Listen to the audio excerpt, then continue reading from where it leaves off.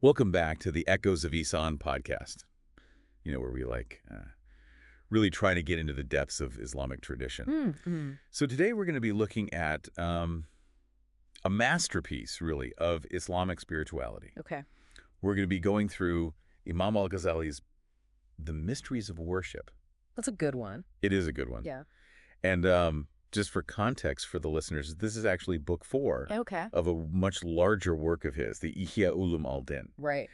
And we are using the translation by Edwin Elliott Calverley, published by Kitab Havan, New Delhi. Excellent. So get ready, folks, because we're going to be exploring the deeper meaning Okay. and practice of Islamic worship. What I think is so fascinating about Imam al-Ghazali's approach to this is that he doesn't just sort of like lay out the steps, like 1, 2, 3, do this, do that. It's not like that at all. Right. He really takes us on this like journey Yeah. into the heart of worship. Yeah. And as you know, in Islam, we use the term ibadah, which is, it's so much more than just rituals. Right. It's really about cultivating a profound connection Mm-hmm. with the divine. Yeah. No, absolutely. It's not just going through the motions. Right. It's about this inner transformation that's happening. Yeah. And I think that's something that we as Muslims, we talk about ibadah, but it's like al-Ghazali is taking us deeper. It takes you deeper. Deeper into the why behind the what, Exactly. He's revealing the mysteries, Right. He's showing us the inner dimensions that, that elevate our actions from just mere rituals Mm-hmm. into acts of profound spiritual significance. And he begins with the excellences of worship. Okay. Right off the bat, like first thing he talks about is the importance of the call to prayer, the adhan. I've always loved the Adhan. I mean, it's such a beautiful It is. call that echoes through our day. It reminds us, of our connection to something greater. Yeah. But I'll be honest, sometimes, especially for Fajr prayer, I might hit the snooze button. It happens. Happens to the best of us. Yeah. So what does al-Ghazali say about those who miss the call to prayer? He paints this very powerful picture Okay. using the words of Prophet Muhammad, peace and blessings be upon him. Okay. And he says that neglecting the call to prayer throws one farther than the distance of the east from the west, Wow. from Allah's mercy. That's powerful. It's powerful imagery. Imagine that. The vastness of the earth separating you from divine grace, Yeah. all because you chose sleep over answering the call. Wow. That really puts things into perspective. So it's not just about missing the prayer itself. Yeah. It's about, like you said, missing that opportunity to connect with Allah, to receive his mercy. Precisely. And then, of course, he goes on to talk about the prescribed prayer, Right. the salat, Yeah. which he calls the support of religion. Yeah. Yeah. He says that neglecting it is like abandoning the very foundation of our faith. Mm-hmm. Like you're left without a handle to hold on to. Right. And, he also uses this really interesting analogy of salat being like a balance Oh, correct. presented to Allah. I love that analogy of the balance. Yeah. Yeah. It's like with each prostration, with each sujood, we're adjusting that balance. Right? Aligning ourselves more and more with the divine will. Yeah. Absolutely. It's beautiful, isn't it? But then he's quick to remind us Right. that it's not just about the outward movements. Okay. It's not just about going through the motions. Right. True salat requires sincerity, Mm-hmm. presence of heart. Right. And he cautions against the danger of becoming like those who might perform the actions flawlessly, Okay. but their minds are somewhere else. Right. Their hearts distant from Allah. So you could. Of people who might be physically present in the prayer, Yeah. but their minds are consumed with worldly worries, Yeah. anxieties and things like that. Right. So in that case, the prayer becomes an empty shell, Right.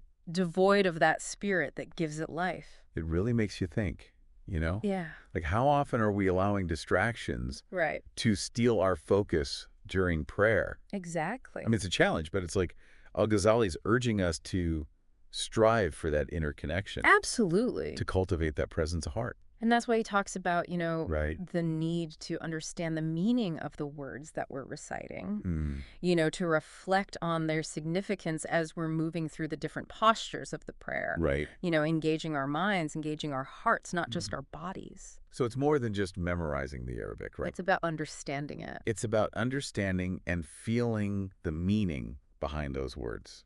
Exactly. He wants us to taste the sweetness of the prayer.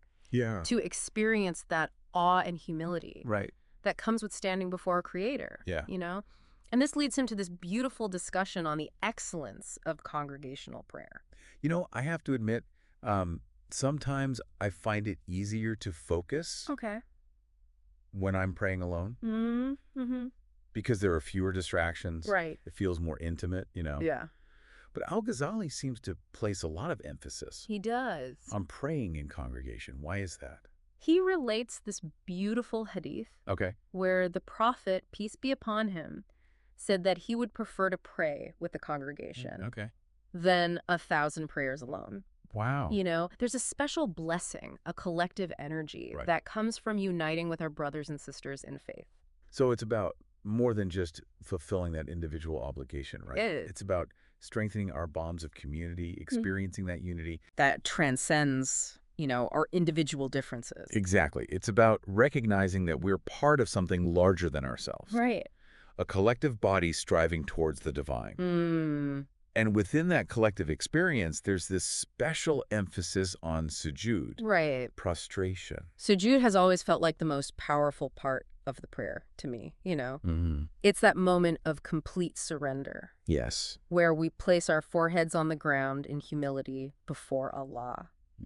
What is it about that posture that makes it so significant? Al-Ghazali actually describes it as the closest a worshiper can be to Allah. Wow. It's that state of utter humility and submission. Right. It's a physical manifestation of our dependence on the divine. And he uses such vivid imagery. Right. He talks about how it leaves a mark Okay. on the face of the worshiper, Right. a sign of their devotion. So it's not just a physical act, it's like a symbol, right? It is. Of our complete surrender to Allah. And that surrender, that closeness, Yeah. it leaves a trace. Yeah. It does. Not just on our faces, but on our hearts as well. Precisely. Yeah. It's a reminder that true worship requires us to empty ourselves, to let go of our ego, our pride, Right. and to just submit fully to the will of Allah. This is so powerful. It is. It's like he's taking these outward actions Yeah. and revealing these hidden depths, Yeah. the spiritual realities they embody. Exactly. And that leads him to delve into the manner of performing outward acts, Okay. where he meticulously guides us through the steps of salat, starting with the opening call, the takbir. I've been praying for years, but I still wonder if I'm doing it right. Yeah. Is there a right way to position our hands, our feet? Well, al-Ghazali, he provides very detailed guidance. Okay. Not just on the sequence of movements, but on the proper posture, positioning throughout the prayer. Right. But he's not just offering instructions. Yeah. Right. He's highlighting the spiritual significance embedded within each gesture. Okay. For example, he explains how the placement of our hands and our feet Okay. should reflect humility and reverence. Okay. We should avoid any resemblance to the postures of animals. Okay. Reminding us of the nobility of our purpose as humans. Right. Created in the image of God. Wow. So even those little details Yes. that we might take for granted Yeah. have a deeper meaning, They do. way of cultivating the right inner state. Exactly. Yeah. And then there's the profound meaning behind the introductory supplication, the dua. Right. He unpacks the layers of significance in seeking refuge in Allah. Right. From all that is evil and reciting the Fatiha, Right. the essence of the Quran. It's like every element of the prayer It is. has been so carefully designed to guide us towards a deeper connection with Allah. And that's precisely his point. Yeah. He's showing us that the salat is not just a mindless ritual. Right. Yeah. But it's this carefully choreographed dance of body and soul, this journey that brings us closer to the divine with each step that we take. Yeah. Yeah. And speaking of that journey, Right? it brings us to one of the most crucial aspects of worship, Okay. which is the inward stipulations for the acts of the heart. This is where al-Ghazali really gets to the core Okay. of what it means to truly connect with Allah. We've been talking about this idea of presence Yes. and sincerity, and it makes me think about, Yeah. how easily my mind wanders during prayer? Right. Sometimes I catch myself thinking about what I need to do after prayer or what I'm going to eat. Of course. Yeah. Does al-Ghazali address this It His does. struggle to focus, Yeah. this battle with distraction. He dedicates a whole chapter to this, Okay. emphasizing the distinction between mere physical presence Okay. and true engagement of the heart. Right. He warns against the dangers of heedlessness. Right. Of allowing our thoughts to drift aimlessly during prayer. So it's not enough to just be there physically. No. Our hearts and minds need to be present as well. Exactly. Yeah. He talks about the need to cultivate kushu, Okay. this state of deep humility and attentiveness, Right. where our hearts are fully absorbed in the act of worship. Mm-hmm. He reminds us that, we're standing before Allah, Right. the Lord of the worlds, Right. and our prayer should reflect that awareness, that awe. I remember reading about the prophet's sayings Yes. that emphasize this point, Yes. about avoiding distractions during prayer, Right. focusing intently on the words and the meanings. Yeah. It's like those sayings are a direct call to cultivate that inner presence. Yes, and al-Ghazali builds upon those teachings, Okay. explaining how we can cultivate specific inner states during prayer. Mm-hmm. He places particular emphasis on awe and hope. Okay. He says that awe should fill our hearts Right. as we contemplate the majesty and power of Allah. Inspiring reverence and humility. Mm. And hope should fuel our longing for his mercy and forgiveness, Right. encouraging us to turn to him with sincerity and yearning. So it's like these two emotions, awe and hope. Yes. They create this perfect balance in our hearts, You. driving us towards Allah with both fear and love. Beautifully put. Yeah. He explains that, just as a bird needs two wings to fly, Mm-hmm. so too does the heart need both awe and hope to soar towards the divine. I love that. Yeah. I love that analogy. But, this focus on the inner state Right. raises an important question for me. Okay. Why focus so much on these inner states Right. when worship has these very specific outward actions? I mean, if we perform the actions correctly, isn't that enough? That's a great question. Yeah. I think many of us struggle with this. Yeah. We've been taught the steps, we know the rules, Right. but sometimes it feels like there's a disconnect between the outward form Right. and the inner experience. Yeah. And that's where al-Ghazali's insights are so valuable. Okay. He addresses this very question, Okay. explaining that the outward acts are a means to an end. They're a vehicle for cultivating and strengthening that interconnection with the divine. And he uses the analogy of a body and its members. Oh, okay. So the outward actions are like the body, Yes, and the heart and its intentions are like the spirit that animates it. precisely. Okay. They need to work together in harmony. Right. The outward actions can be seen as a training ground for the heart, Mm-hmm. a way to discipline our minds and bodies to align with our spiritual aspirations. Right. He explains that, just as a blacksmith shapes iron by hammering it repeatedly, Okay. so too do the outward actions of worship shape our hearts, molding them into vessels of divine love and devotion. That's such a beautiful image. It is. Yeah, so it's not about neglecting the outward form, No. but rather understanding its purpose as a means to cultivate that inner transformation. Exactly. Right. And he reminds us that the reward of our worship Okay. is directly proportional to the sincerity of our hearts. Right. So while performing the actions outwardly is better than neglecting them altogether, Right. the true fulfillment, the deeper rewards of worship, Mm-hmm. come when our hearts are fully present and engaged. It's like that beautiful hadith about Ihsan, Yes. where the prophet, peace and blessings be upon him, says, Right. worship Allah as if you see him. Yes. And even though you don't see him, Right. know that he sees you. Powerful. You know, Yeah. It's about striving for that level of awareness, Yes. that state of being where our hearts are constantly connected to the divine presence. That's a perfect encapsulation of al-Ghazali's message. Mm-hmm. He's calling us to move beyond mere ritualistic observance Right. to a state of profound awareness and presence in the divine presence. He wants us to experience the sweetness of worship, Right. to taste the joy of communion with Allah. Now, this exploration of these inner dimensions of worship Yeah. leads beautifully into al-Ghazali's discussion Huh? of Friday observance. Okay. Why is Friday so special in Islam, and what makes the worship on this day unique? Well, in Islamic tradition, Friday holds a special significance. Oh. It's considered the master of days, Okay. a day blessed by Allah, Mm-hmm. and there's a specific congregational prayer designated for this day, Right. the Jumu'ah prayer. I've always loved the atmosphere of Jumu'ah prayer. Yeah. There's this sense of community Yeah. and anticipation Right. that feels different from the other prayers. Exactly. And al-Ghazali captures this beautifully, Okay. highlighting the unique excellences and blessings associated with Friday. Right. He emphasizes the importance of attending Jumu'ah prayer, Right. stressing that it's a communal obligation, a gathering that unites the believers in worship and remembrance of Allah. So it's not just about fulfilling an individual obligation, then. It's not just individual. It's about participating in this collective act of worship. Yes. Strengthening our bonds as a community. Precisely. Yeah. He even talks about the social etiquette of Jumu'ah. Oh. The way that we should enter the mosque. Okay. How we should sit, listen attentively to the sermon. Right. Reminding us that our behavior reflects the sacredness of this gathering. Okay.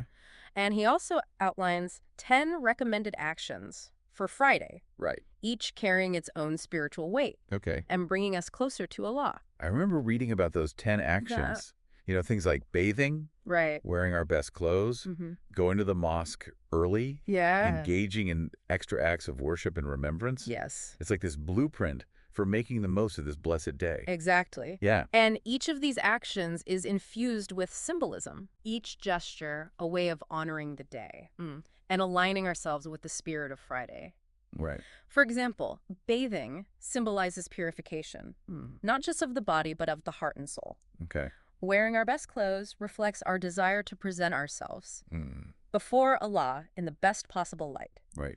And going to the mosque early demonstrates our eagerness to be in his presence, to absorb the blessings of this sacred day. So it's not just about checking off a list of actions, right? It's about infusing each action with intention. Yes. With a conscious awareness of our purpose in performing them. Precisely. Right. Al-Ghazali wants us to embrace the totality of Friday, to experience its blessings in every aspect of our being, from our outward appearance to our innermost thoughts and feelings. It's like he's guiding us towards a complete immersion in the spirit of Friday. Yeah, A day where the boundaries between the mundane and the sacred dissolve. Right. And we're invited to step fully into the presence of Allah. Beautifully said. Yeah. Now, building upon this emphasis on embracing opportunities for spiritual growth, al-Ghazali takes us into the fascinating realm of supererogatory performances of worship. This is what I've always found so intriguing about Islam. Yeah. This idea that we can go above and beyond the required acts of worship. Yeah. It's like taking that extra step out of love and yearning for closeness to Allah. Exactly. So what are these supererogatory acts? Yeah. And what does al-Ghazali have to say about them? Well, in Islamic jurisprudence, supererogatory acts, known as nafil in Arabic, are those that are recommended but not obligatory. Right. They're voluntary acts of worship that hold immense spiritual value and bring additional rewards and blessings. So it's like the difference between doing what's required and going the extra mile out of pure love and devotion. Exactly. It's about demonstrating our eagerness to please Allah. To draw closer to him through acts that go beyond the basic requirements. It's about expressing, the overflowing love and gratitude that fill our hearts and offering them back to our Creator in the form of these voluntary acts of worship. It's beautiful, isn't it? It is. It's like saying, I love you so much, Allah, that I want to do more than what's required. I want to spend more time with you. Yeah. To express my devotion in every way that I can. Beautifully put. Yeah. And al-Ghazali delves into the different categories of supererogatory prayers, exploring their timing, their frequency, and the specific rewards associated with them. So there are some that are fixed, right, like recurring at specific times, and others that are more flexible, depending on our circumstances and intentions. Exactly. He provides a detailed framework for understanding these different categories. For example, some prayers are fixed to specific times of the day or night, like the duha prayer performed in the late morning, or the tahajjud prayer offered during the last third of the night. Others are associated with particular days of the week. And, those often come with those enticing reward structures we mentioned earlier. Right. The palaces in paradise. Protection from the fire. Yeah, exactly. Yeah. But I wonder, is it really just about the rewards? Mm. You know, Mm. shouldn't our motivation be pure? It should be. Driven by this sincere desire to connect with Allah. That's where al-Ghazali emphasizes the importance of intention. Right. He reminds us that even in voluntary worship, Right. our intention should be pure, Okay. seeking Allah's pleasure and closeness, not just the rewards. Right. He cautions against falling into this transactional mindset, Okay. where we're performing actions. Solely for the sake of receiving something in return. So it's about going beyond that transactional mindset, right? And cultivating a genuine love for Allah. Right. A desire to please Him and draw closer to Him. Yeah. Recognizing that the true reward lies in that connection itself. Precisely. Yeah. He uses the analogy of a king who bestows gifts upon his subjects. Okay. The gifts themselves are valuable. Right. But the true honor lies in being in the king's presence. Right. In receiving his favor. So it's like saying, Allah, I don't worship you just for the rewards that you offer. Right. I worship you because I love you. Yeah. Because I find peace and joy in your presence. And because being close to you is the greatest reward of all. Beautifully said. Yeah. And that's the essence of Ihsan. Right. Of worshiping Allah as if we see Him. Right. Knowing that He sees us. And cherishes our every effort. It's a beautiful reminder that our worship is... However small or insignificant it may seem to us. Yeah. Is precious in the sight of Allah. Yeah. And He rewards us not just for the actions themselves. Right. But for the love and sincerity that motivates them. Now, speaking of those specific reward structures, okay, let's delve into some of the examples that al-Ghazali highlights. I'm eager to hear more about those. Okay. I remember reading about the prayers for each day of the week. Right. And the amazing rewards associated with them. But it'll be wonderful to explore them in more detail. Of course. Yeah. For instance, he mentions a tradition about the reward for performing 2 rakahs. Okay. After the afternoon prayer, Yeah. The Prophet Muhammad, peace and blessings be upon him, is reported to have said that whoever performs them will have their sins forgiven. Wow. Even if they are as numerous as the foam of the sea. That's incredible. A powerful image. It really is, yeah. Yeah. It makes you want to never miss those 2 rakahs. And then he shares another tradition Okay. about the reward for performing 4 rakahs before the noon prayer due Okay. and 4 after. Okay. And the Prophet, peace be upon him, is said to have promised that whoever performs them consistently will be protected from the fire. It's amazing how these specific acts of worship are linked to such immense blessings. Yeah. You know, it really highlights the value and significance of these supererogatory prayers. Exactly. Yeah. And remember, these rewards are a reflection of Allah's infinite mercy and generosity. They're not a means to an end, but rather a manifestation of His love for His creation. It's a beautiful reminder. It is. That Allah loves to see us striving, to see us going that extra mile in our worship, and that He rewards us generously for those efforts. And speaking of striving, al-Ghazali also addresses the question of balance. Okay. You know, he acknowledges that fulfilling our obligatory duties takes precedence and that we should never neglect them in pursuit of extra acts of worship. He also cautions against overburdening ourselves to the point of burnout.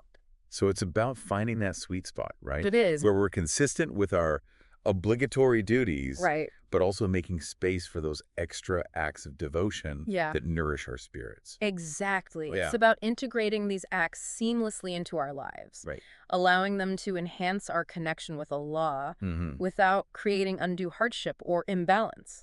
You know, he reminds us that Islam is a religion of moderation, and that we should approach our worship with wisdom and balance, seeking both quality and quantity in our acts of devotion. Now, earlier we were discussing the importance of intention in supererogatory acts. And I'm curious about a specific detail that I came across. Al-Ghazali mentions a debate about whether performing nafil prayers with an odd number of rakahs is preferable to an even number. What's the significance of this distinction? And is there a right or wrong way to do it? Well, it's an interesting discussion that highlights the nuances of Islamic jurisprudence. Al-Ghazali, you know, delves into the different opinions on this matter. presenting the arguments of those who favor odd numbers. Right. And those who prefer even numbers. Right. You know? So what's the verdict? Yeah. Is there a definitive answer? Well, al-Ghazali, in his wisdom, doesn't take a definitive stance. Okay. He acknowledges the validity of both perspectives, emphasizing that the most important thing is the sincerity of intention and the focus on connecting with Allah. So it's not about getting caught up in the technical detail. Right. But rather about the spirit of the act. Exactly. The sincerity of our hearts. He reminds us that the outward forms are a means to an end. Right. And that we shouldn't allow ourselves to become so fixated on the minutia that we lose sight of the bigger picture. Right. You know, he encourages us to approach our worship with a spirit of humility and openness. Right. Recognizing that ultimately it's Allah who judges the sincerity of our hearts. Now, aside from the daily supererogatory prayers, al-Ghazali also delves into specific acts of worship associated with particular occasions or events. Right. Can you elaborate on some of those? Certainly. For instance, he discusses the Tarawih prayers performed during the month of Ramadan. Right. These are special nightly prayers that are highly encouraged, though not obligatory. Yes, the Tarawih prayers are such a beautiful part of Ramadan. They are. You know, they create a sense of communal devotion and spiritual upliftment. Yeah. I love the feeling of gathering in the mosque with my community. Standing shoulder to shoulder in prayer. Yes. United in our pursuit of Allah's blessings. Precisely. Yeah. And al-Ghazali captures the essence of that experience. Okay. Highlighting the spiritual benefits of immersing ourselves in prayer during this blessed month. Right. He explains that Tarawih is an opportunity to deepen our connection with the Quran. Right. To experience the joy of prolonged standing in prayer. Right. And to cultivate a sense of gratitude and awe in the presence of Allah. And then there's the tahajjud prayer, which is performed during the last third of the night. Yes. It's a time of profound stillness and intimacy with Allah. Yes. Tahajjud holds a special place in Islamic tradition. It's a time when the world is asleep. Right. And the veil between us and Allah feels thinner. Right. It's a time for pouring out our hearts to our Creator. Right. For seeking His guidance and forgiveness, for experiencing the sweetness of intimate conversation with the divine. It's that special time when distractions fade away. Yeah. And we can truly connect with our souls, with our Lord, in a way that feels impossible during the busyness of the day. Right. Al-Ghazali seems to really emphasize the spiritual potency of this time. He does. Describing it as a time of heightened receptivity. Yeah. A time when prayers are especially likely to be answered. Exactly. He speaks of the angels descending during this time, bearing witness to the prayers of the believers. Wow. And of Allah drawing near to those who seek Him in the stillness of the night. He encourages us to make tahajjud a regular practice, reminding us that the rewards are immeasurable, both in this world and the next. It's inspiring, isn't it? It is. It makes you want to prioritize those moments of stillness. Yeah. To carve out time for that intimate connection with Allah. Right. Even if it means sacrificing some sleep. Absolutely. Right. And it speaks to the transformative power of supererogatory acts. How they can elevate our spiritual state. Right. And draw us closer to Allah in ways we might never have imagined. So in essence, al-Ghazali is providing us with this comprehensive guide to not only the obligatory acts of worship, but also these extra acts of devotion that can enrich our spiritual lives and bring us closer to Allah. That's a great way to put it. Yeah. He's not just giving us this, dry set of rules and regulations. Right. He's unveiling the beauty and depth of the spiritual path, offering practical guidance on how we can deepen our connection with the divine through these voluntary acts of love and devotion. It's like he's opening up this whole new dimension of worship, revealing its potential to transform our hearts and bring us closer to Allah in ways we never thought possible. Exactly. Yeah. And that's the beauty of al-Ghazali's work. Right. He goes beyond the surface to illuminate the inner dimensions of faith. Inspiring us to strive for excellence in both our outward actions and our inward states. It's like he's saying, look, here are all these beautiful ways you can connect with Allah, even beyond what's required of you. Like it's a gift, an invitation to experience His love and mercy in a more profound way. Exactly. And it's a reminder that our spiritual journey, it doesn't end with fulfilling those basic obligations. It's an ongoing process of growth, of seeking that deeper intimacy with our Creator. And these supererogatory acts are like stepping stones on that path. Now, speaking of those supererogatory acts, you mentioned earlier that al-Ghazali makes a distinction between those that are fixed, right? Yes. And those that are what he calls dependent upon specific times or occasions. Can you elaborate on that a little bit? Sure. What does he mean by dependent upon specific times or occasions? Well, he's referring to acts of worship that are recommended in response to particular events or circumstances. Okay. They're like these spiritual reflexes prompted by specific situations that call for kind of like a heightened awareness of Allah's presence and power. Okay. So, for example, he mentions the Kusuf prayer, which is performed during a solar eclipse. Okay. And the Kusuf prayer offered during a lunar eclipse. Oh, right. I've heard of those prayers, but I've never really thought about their deeper meaning. Yeah. You know, it's like these acts of worship are acknowledging the power and majesty of Allah. Yeah. As manifested in the natural world. Exactly. They're a way of recognizing the signs of Allah in creation and responding with humility and awe. Imagine, witnessing a solar eclipse.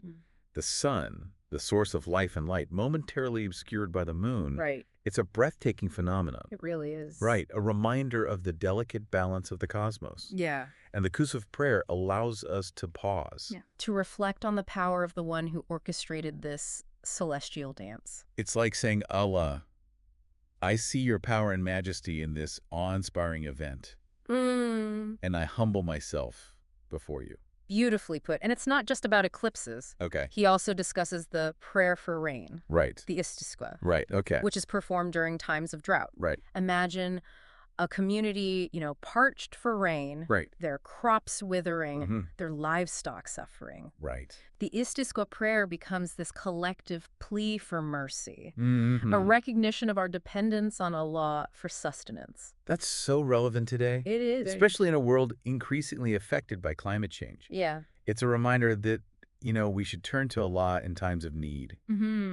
Seeking His mercy, His relief, recognizing that He alone controls the elements. Absolutely. And it's not just about, these large-scale calamities. He also talks about the prayer that's performed upon entering a mosque, the Tahiyat al-Masjid. Right. It's a simple prayer, but it transforms the act of entering a mosque from just a mundane action to a sacred ritual. I love that prayer. It's like a way of acknowledging the sanctity, of the house of Allah. Yeah.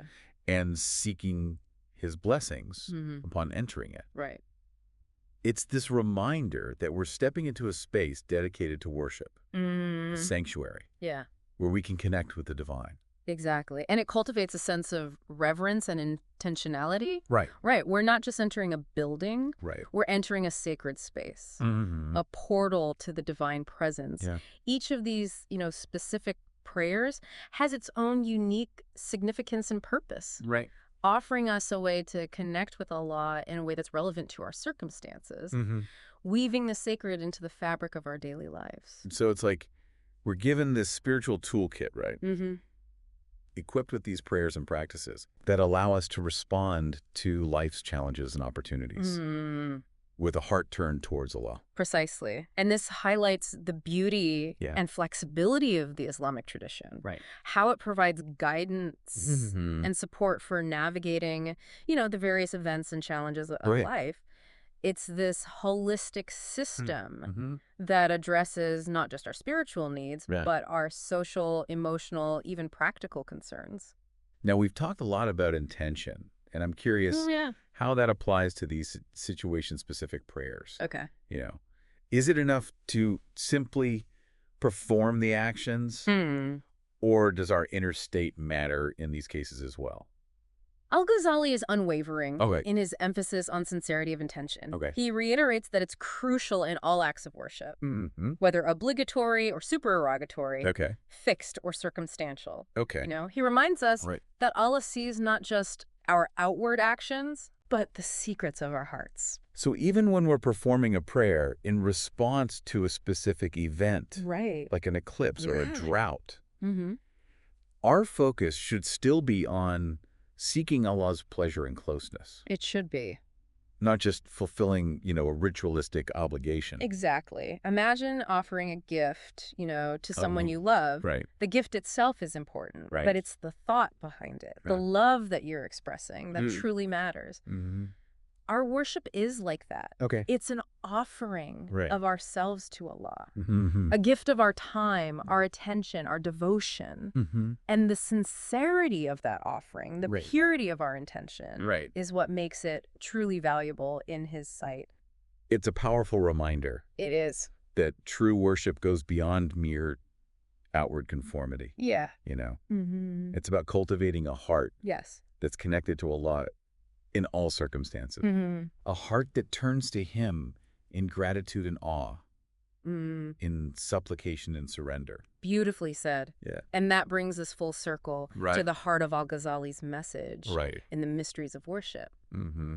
He's reminding us that it's not just about performing the rituals correctly. Right. It's about cultivating Ihsan. Right. That state of excellence in our relationship with Allah, where we worship Him as if we see Him, and even though we don't see Him, we know that He sees us. This has been such an enriching and inspiring journey through the mysteries of worship. I feel like we've only just scratched the surface of this vast ocean of knowledge. It is vast. But I'm definitely leaving with a renewed sense of purpose in my own worship, a deeper understanding of how to infuse my prayers with sincerity and presence. I agree. Al-Ghazali's work is a treasure trove. It is. Of wisdom and guidance, reminding us that worship is not just a set of obligations. But a path to purification, transformation, and closeness to Allah. Yeah. It's a journey of the heart. Yeah. A lifelong pursuit of connecting with the divine in every aspect of our being. Well, I know I'm leaving this deep dive feeling inspired to explore al-Ghazali's works further, to delve deeper into the mysteries of worship, and to continue, seeking knowledge and striving for excellence in my relationship with Allah. And I hope our listeners are feeling similarly inspired to embark on their own journeys of spiritual growth and discovery. Right. May this exploration of the mysteries of worship ignite a spark in your hearts. Right. A yearning to deepen your connection with Allah, to experience the sweetness of His presence, and to embrace the transformative power of worship in all its dimensions. Thank you so much for joining us on this deep dive into the heart of Islamic spirituality. May Allah grant us all sincerity in our intentions, presence in our worship, and a deeper connection with Him in every step we take. Ameen. Until next time, peace be upon you.